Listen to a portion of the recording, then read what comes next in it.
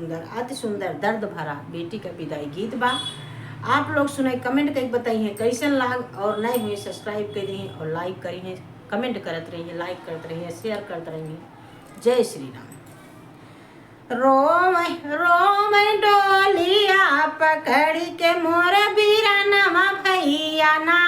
रोम डोलिया पकड़ी के मोर बीरनवा भैया ना, मोर बीरनवा भैया ना, मोर बीरनवा भैया ना, रोम डोलिया पकड़ी के मोर बीरनवा भैया ना,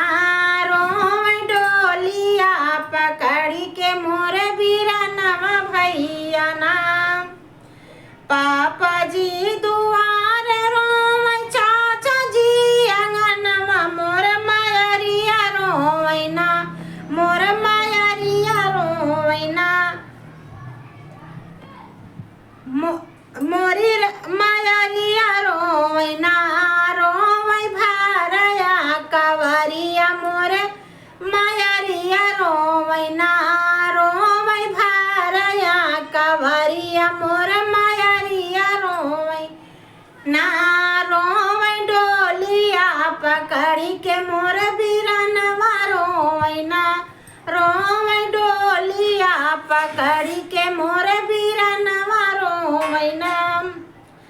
चाची मोर अलगे रोवै, भाभी मोर अलगे, मोर बहिनिया रोवैना,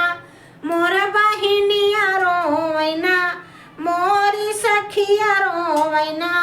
रोवै माड़वा पकड़ी के मोरी सखिया रोवैना, रोवै माड़वा पकड़ी के मोर बहिनिया रोवैना, रोवै माड़वा पकड़ी के मोर बहिनिया रोवैना, रोवै डोलिया पकड़ी के मोर बीरनवा रोवैना, रोवै डोलिया पकड़ी के मोर बीरनवा रोवैना, रोवै डोलिया पकड़ी